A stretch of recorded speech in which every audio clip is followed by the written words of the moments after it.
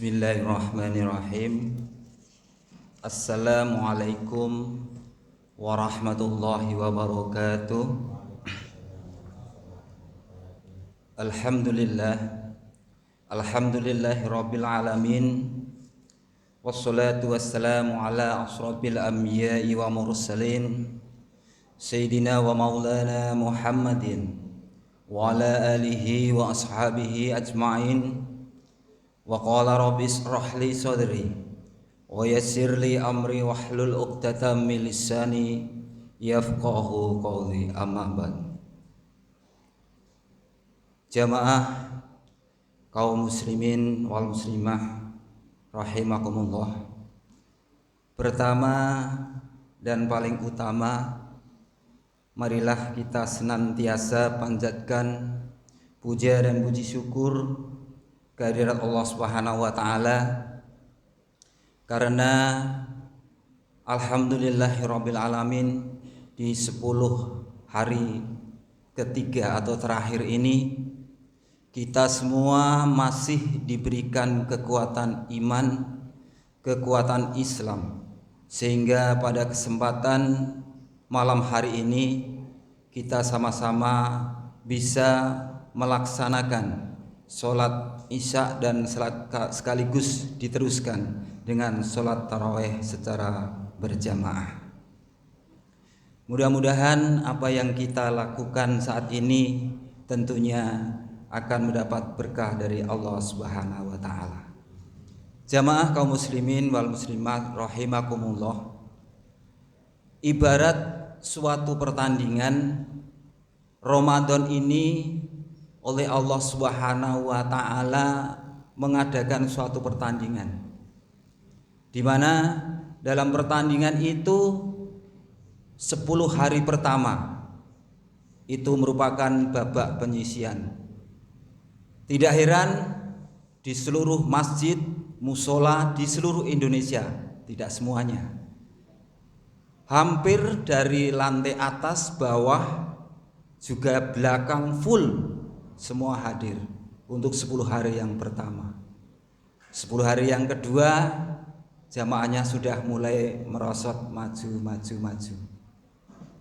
Kemudian 10 hari yang ketiga atau yang terakhir saat ini, alhamdulillah kita yang hadir di sini juga masih penuh, dan masih jamaahnya ada yang taraweh di mal, ada yang persiapan untuk mudik, dan mungkin ibu-ibu juga mempersiapkan membuat makanan, roti, atau untuk persiapan lebaran.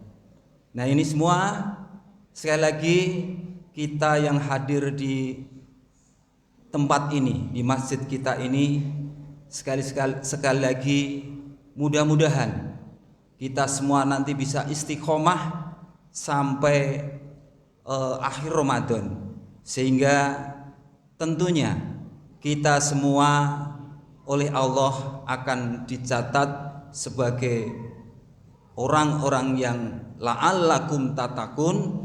Kita semua mendapat derajat yang mutakin dari Allah Subhanahu wa taala. Amin amin ya rabbal alamin.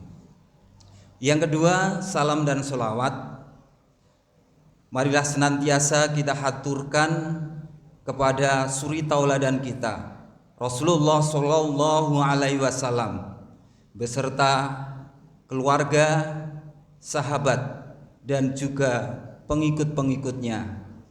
Dan mudah-mudahan kita semua dicatat oleh Allah sebagai pengikut Kanjeng Nabi Muhammad Shallallahu Alaihi Wasallam yang kelak nantinya kita akan mendapatkan syafaat di yaumul qiyamah. Amin amin ya rabbal alamin. Jamaah sholat tarawih rahimakumullah, pada kesempatan ini saya diberi tema oleh panitia untuk menyampaikan tentang bersegeralah dalam kebaikan atau fastabiqul khairat.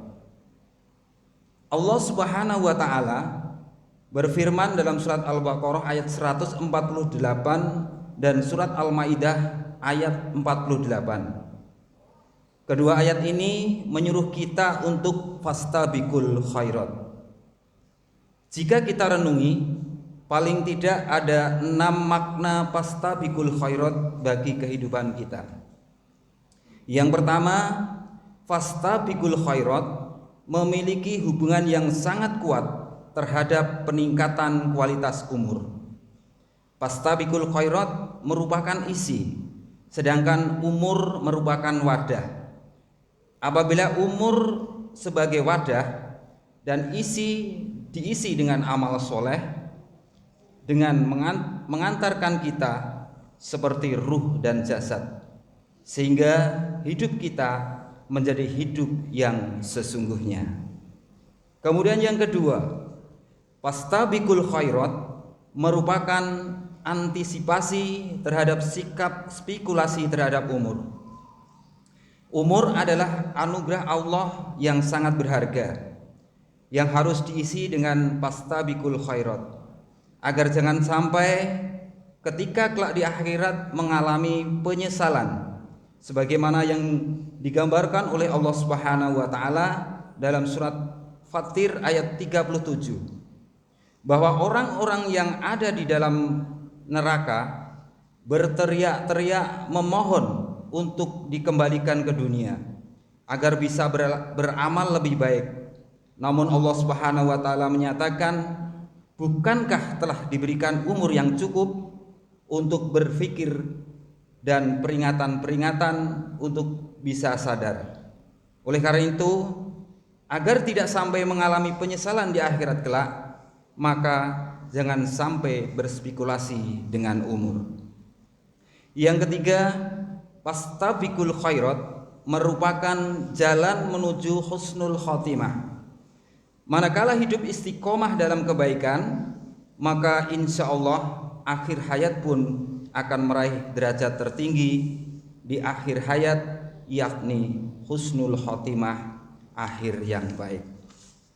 Kemudian yang keempat, fastabiqul khairat merupakan langkah cerdas untuk mempertanggungjawabkan umur di hadapan Allah. Rasulullah Shallallahu Alaihi Wasallam telah mengingatkan bahwa umur kita akan ditanya kegunaannya, bahwa tidak akan bergerak kaki seseorang pada hari kiamat sehingga ditanya tentang umurnya untuk apa dihabiskan, tentang ilmunya untuk apa diamalkan, tentang hartanya dari mana dihasilkan dan untuk apa ia gunakan, bahkan sampai tentang jasad pun untuk apa ia gunakan.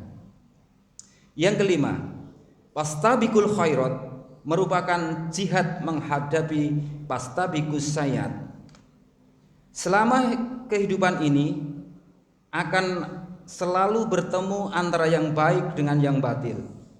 Keduanya saling tarik menarik. Manakala orang beriman selalu amar ma'ruf nahi munkar, maka orang yang tidak beriman akan selalu amar munkar nahi ma'ruf. Allah Subhanahu wa taala telah mengingatkan dalam surat At-Taubah ayat 67, al-munafiquna wal munafiqatu ba'duhum min ba'd ya'muruna bil munkar wa yahauna 'anil ma'ruf. Orang-orang munafik laki-laki maupun perempuan, sebagian mereka dengan sebagian lain adalah sama, mereka menyuruh berbuat mungkar dan melarang berbuat ma'ruf. Kemudian keenam, fastabiqul khairat merupakan media menghimpun balasan Allah yang tidak terhingga. Dalam surat Yasin ayat 12, Allah Subhanahu wa taala menjelaskan, inna nahnu nuhil mauta wa naktubu ma qaddamu wa aksarahum wa kulla syai'in aksainahu bi imamin mubin. Allah Subhanahu wa taala menjanjikan, karena Allah yang maha mematikan dan maha menghidupkan, maka Allah mencatat amal kebaikan yang dilakukan selama hidupnya, dan Allah mencatat pula bekas-bekas kebaikan yang mereka tinggalkan. Jamaah sholat tarawih rahimakumullah, berkaitan dengan fastabiqul khairat, ada kisah yang dialami oleh para sahabat Rasulullah Shallallahu Alaihi Wasallam. Di antaranya yang paling masyhur adalah persaingan mulia antara Abu Bakar As-Siddiq dan Umar bin Khattab. Suatu ketika Umar mendapati Abu Bakar sering mengunjungi gubuk di pinggir kota. Setelah Abu Bakar pergi, Umar masuk menemukan seorang nenek tua renta yang buta dan lumpuh. Nenek tersebut bercerita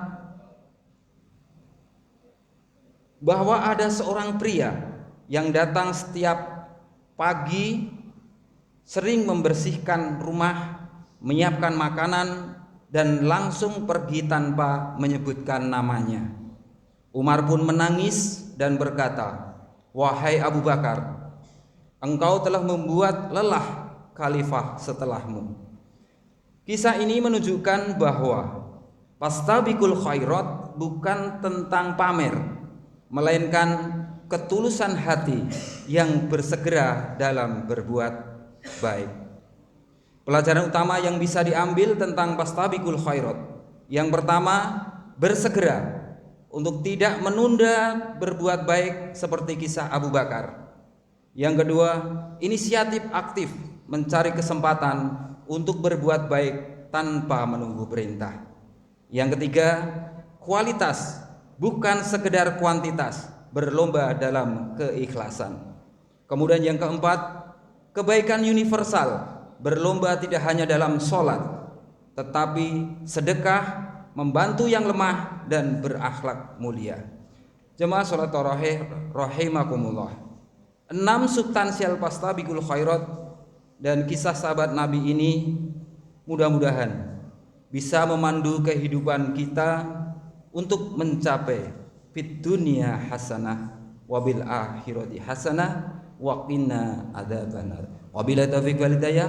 Wassalamualaikum warahmatullahi wabarakatuh.